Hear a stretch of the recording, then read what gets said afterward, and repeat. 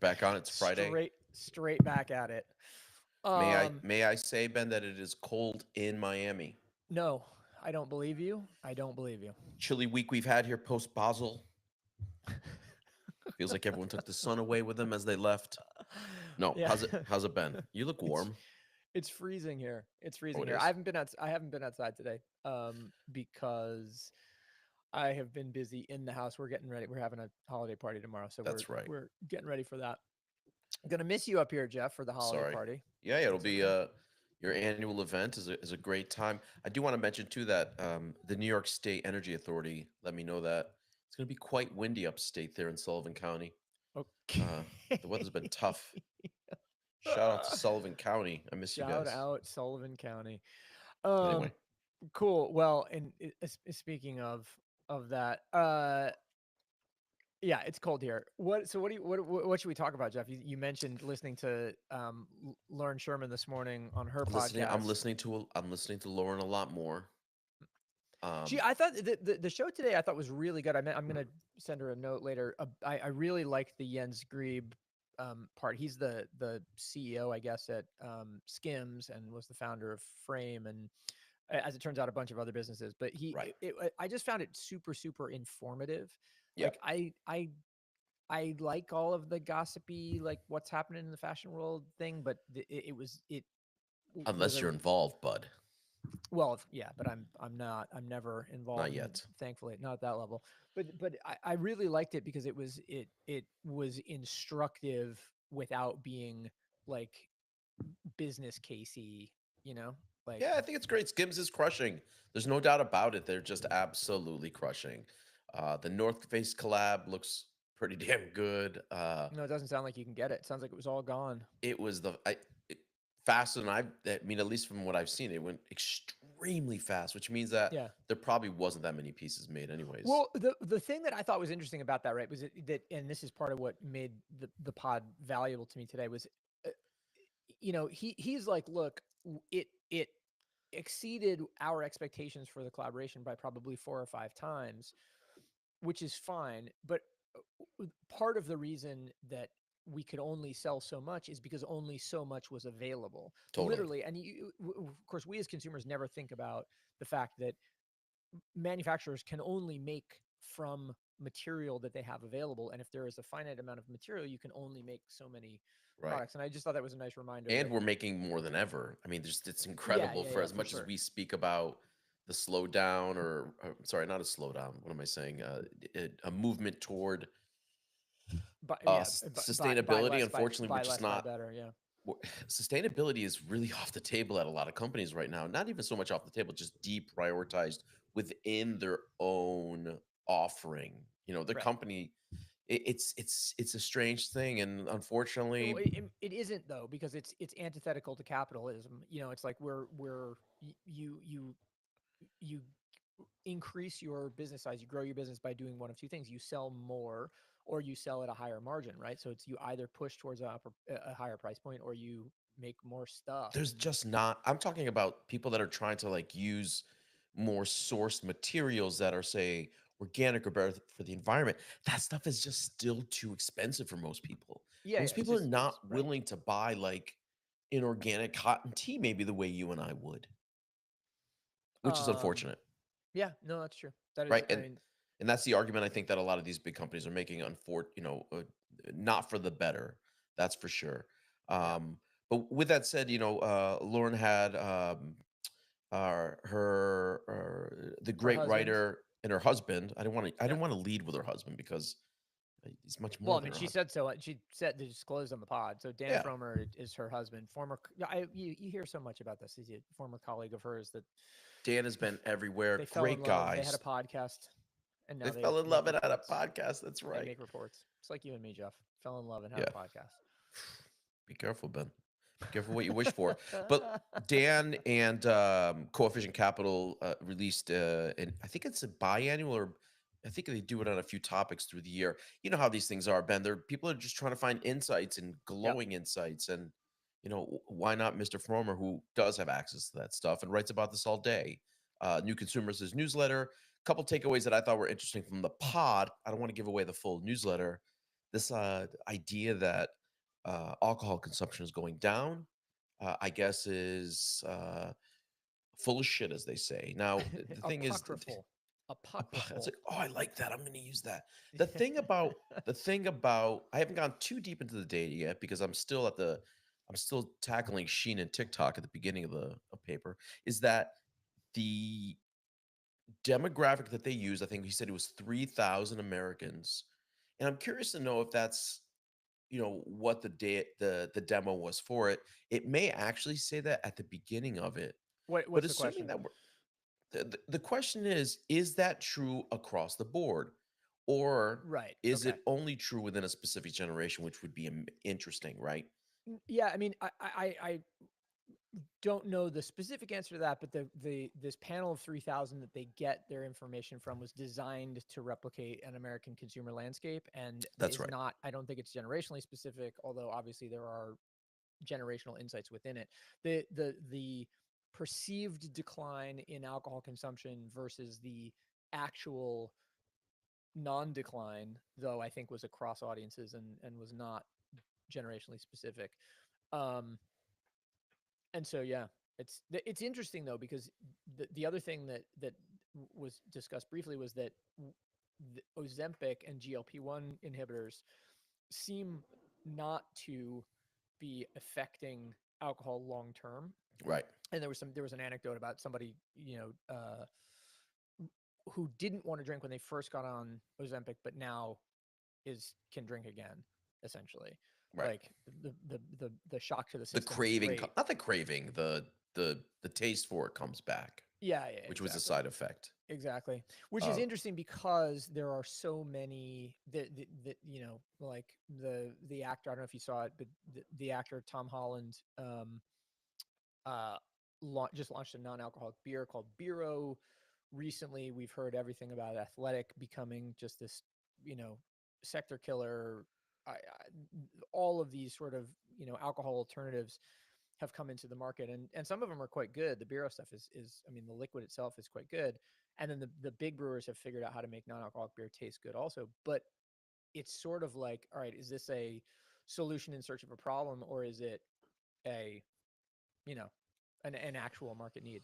I mean, to Dan, I think Dan did mention that it's still super niche. I think is the actual words he used, or very Mm-hmm. niche. I could be wrong, but I think he used the word super niche, which makes me believe that it's still, there's still a small, it's still a small sector, though it gets a lot of press, or at least it gets a lot of Yeah, press in the I mean, circles I'm in. the how big a sector though is a little bit like how long is a piece of string. I mean, it's a gigantic sector measured against,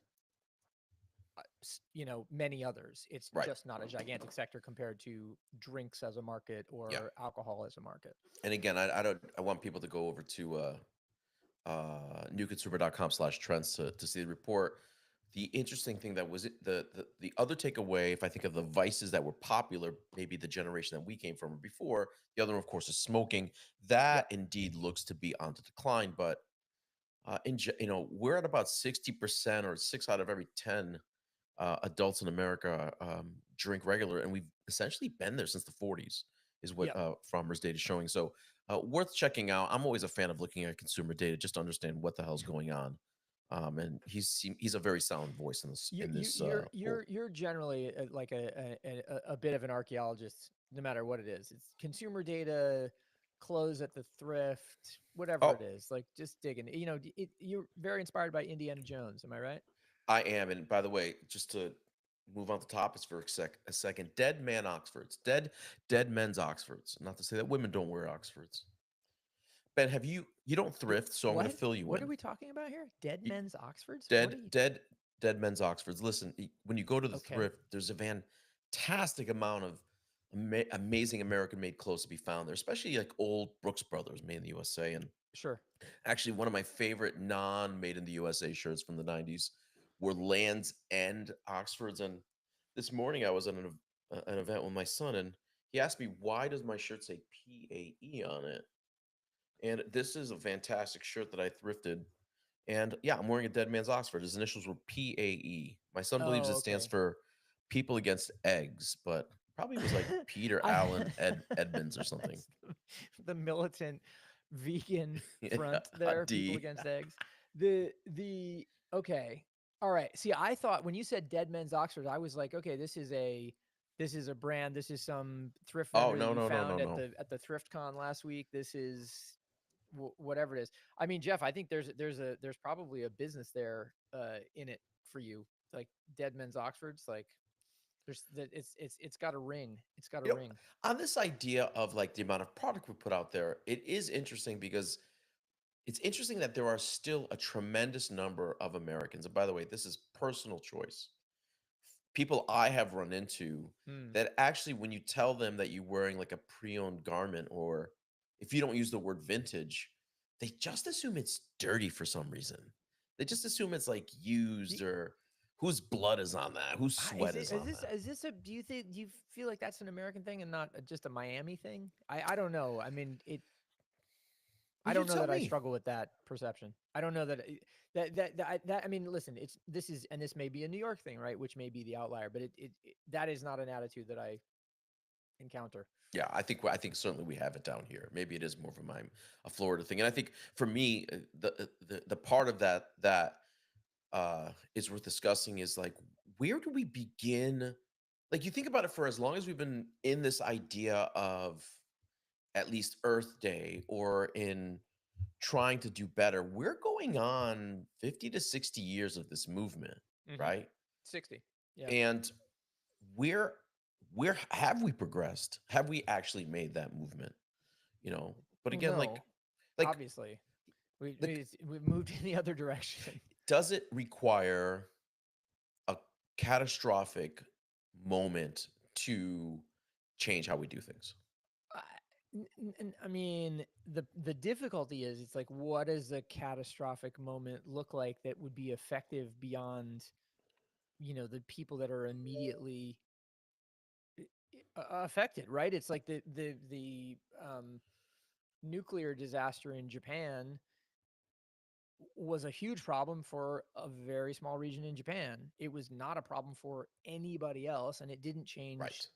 nuclear use anywhere else. Nor really should it. I think.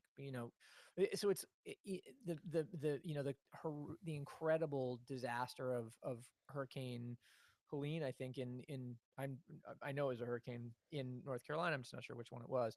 Um, but in Asheville, like this is it's catastrophic for Western North Carolina. I asked Didn't somebody about that change actually. anything here, and you know what I mean. So it's like, well, why? It's just way too hard to make people care. So I don't know. I mean, I both am anti-catastrophe, generally speaking. That's my philosophy. I'd like to be against catastrophes, but but Yeah, I also just I'm with think you. like it would have to be at such a scale that as to be sort of unimaginable, and Right. that's would be bad. By the way, I watched. Sorry, I'm going to digress a little bit, but I watched recently 12 Monkeys. Have you watched 12 Monkeys anytime recently? Whoa. Is this Okay, the so Brad Pitt flick?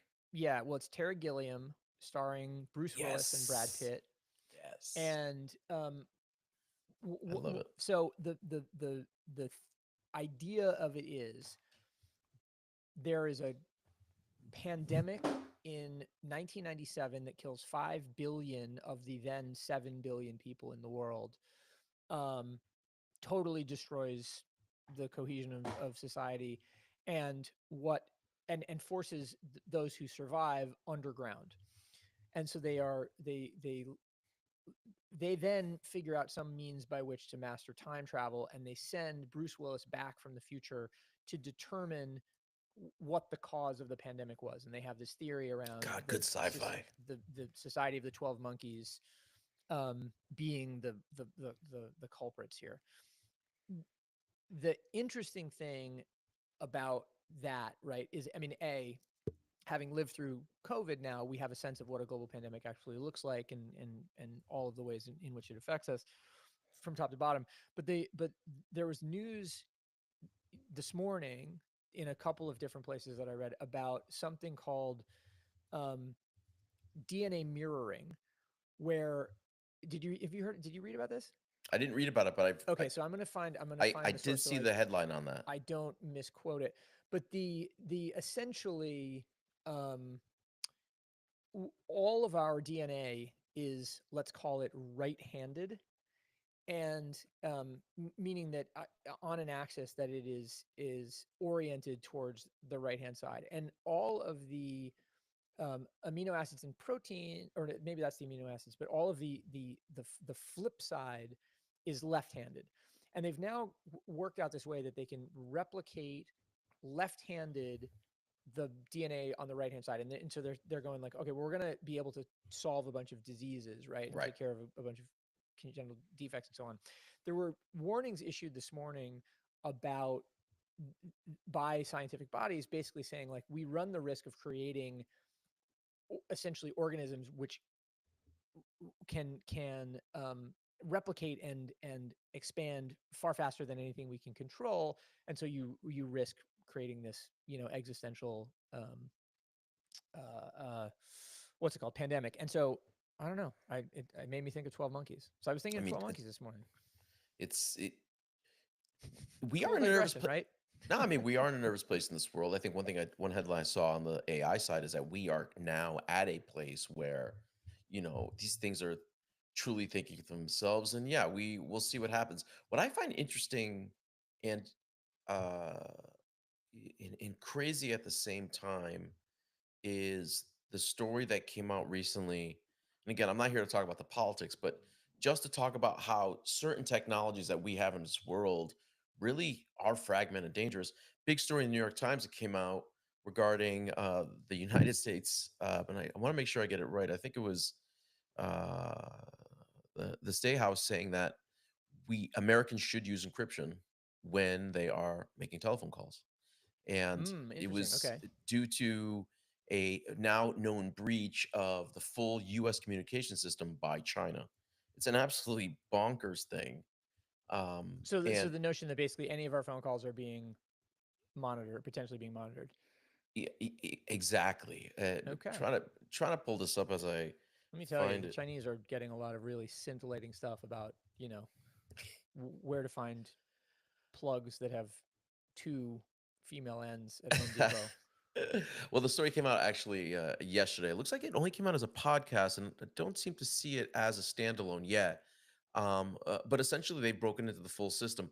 It's amazing to me that for the first time, and again, not to get into politics, but during certain moments, our government has said, "Hey, phone companies, hey, everyone, let us break through your encryption, break Mm. through it, so that we have access to the bad guys. You won't worry about the good guys, right?" And now even the Fed is telling us to watch our phone calls. So it's showing us that these old, we actually rely on these old technologies. And listen, to the point you made, what the hell do they care about what you and I are doing? But they supposedly were live monitoring.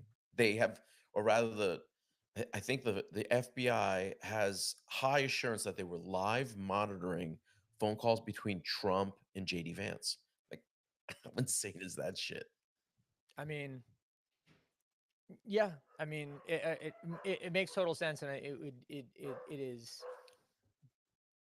difficult to countenance the idea that our most privileged conversations are accessible to foreign actors, but it also I mean, it I feels have no. almost naive to think that they wouldn't be, We can you almost know? assume that they are at this point, Yeah, right? exactly. Yeah, yeah, Exactly.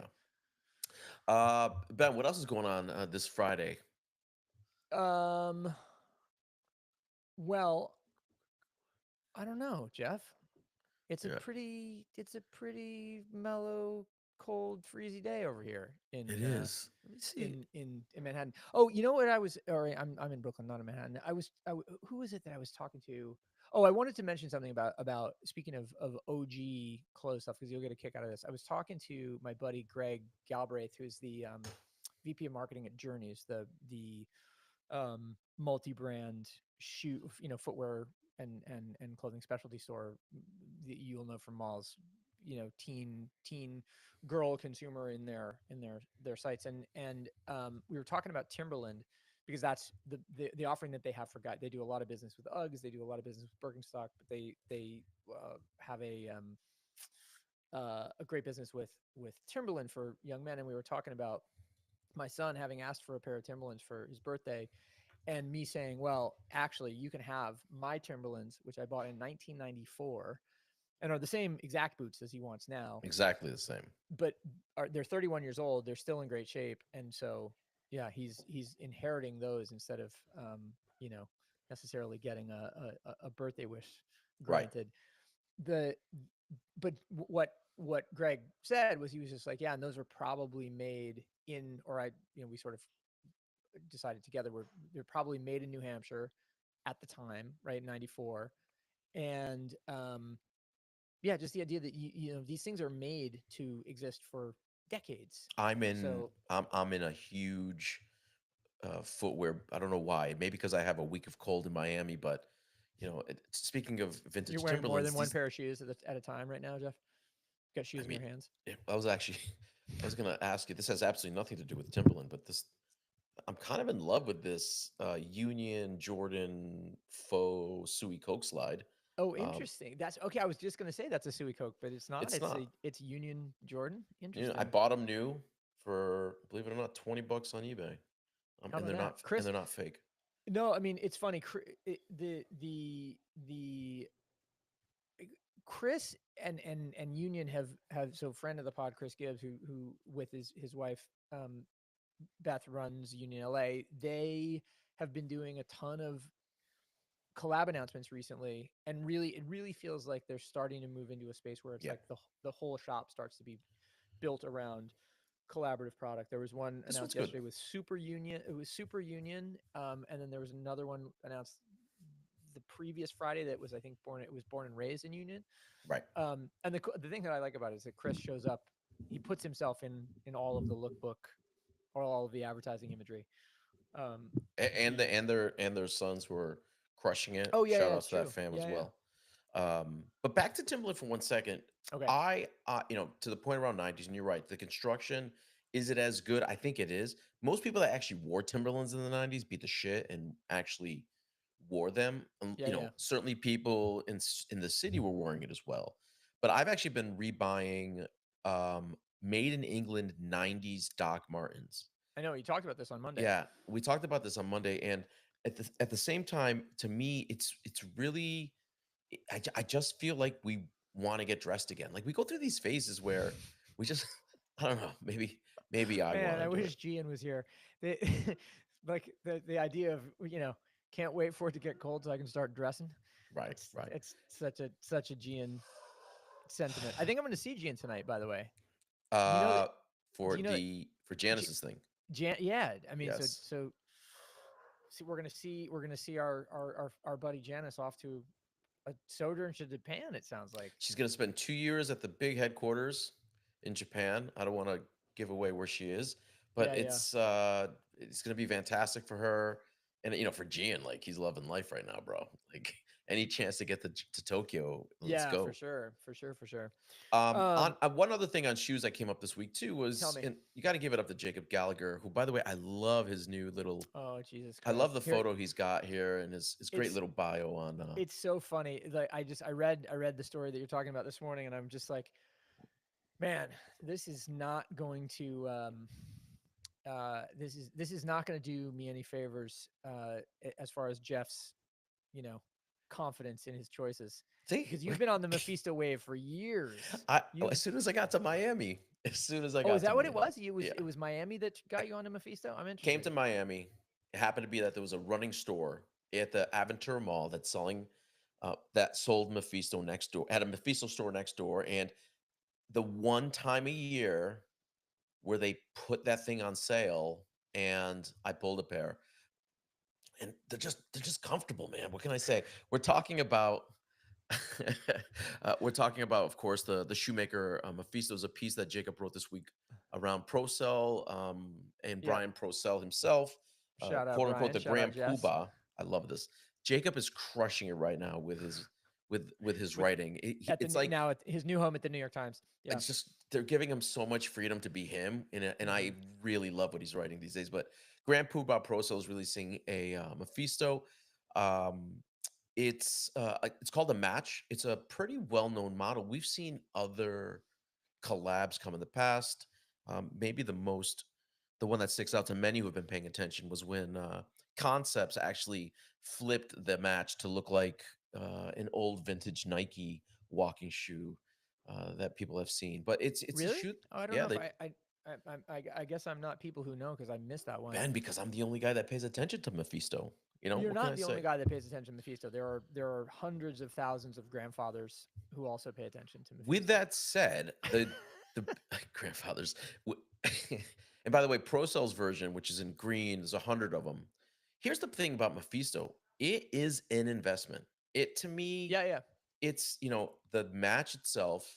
I think, and listen, if you're listening to this pod, you can get the match for $2.99 right now on Zappos, which is $100 off what it usually is. It's a $400 walking shoe, and it's been around forever. I believe it's made in Germany, if I'm not mistaken. I think But Pro still crushes it.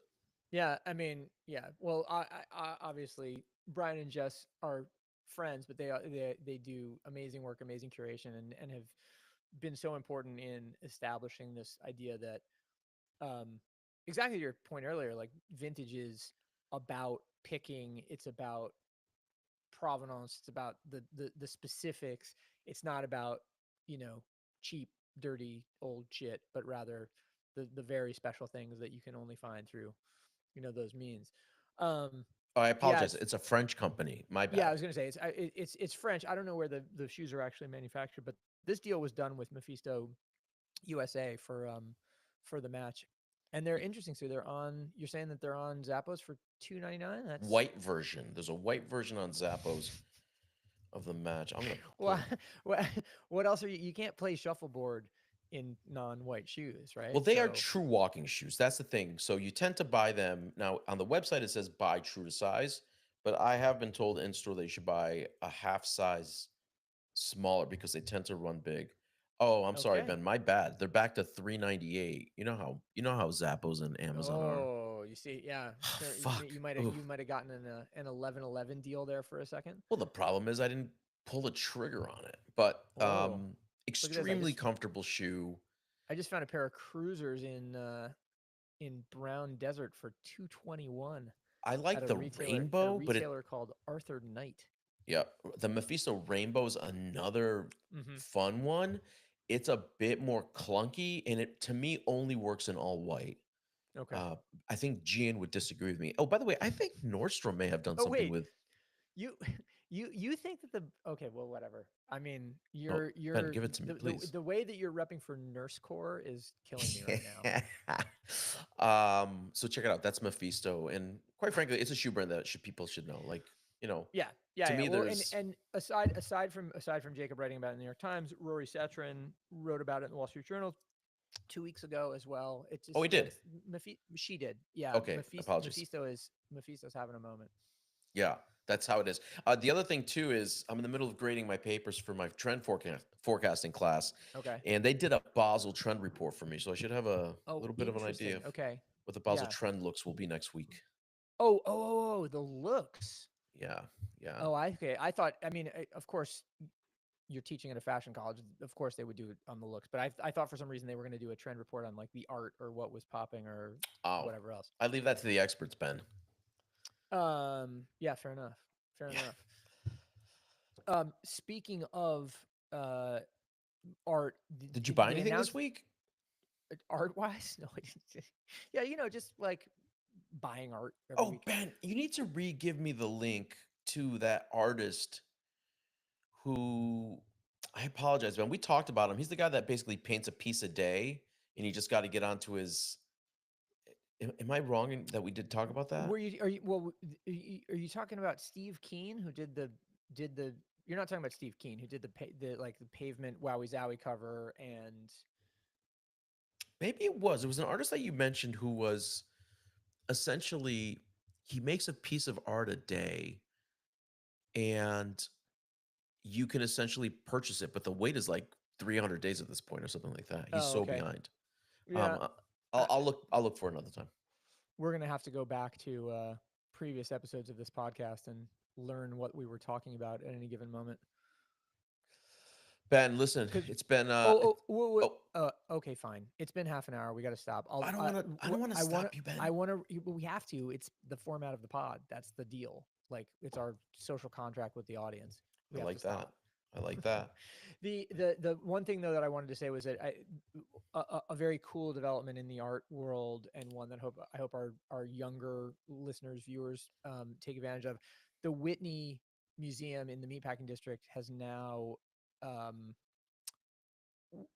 is opening its doors for free every day to people under 25. Oh, no kidding. Wow, there we Yeah, go. yeah. So it's right. So you and I are still going to pay through the nose as we should.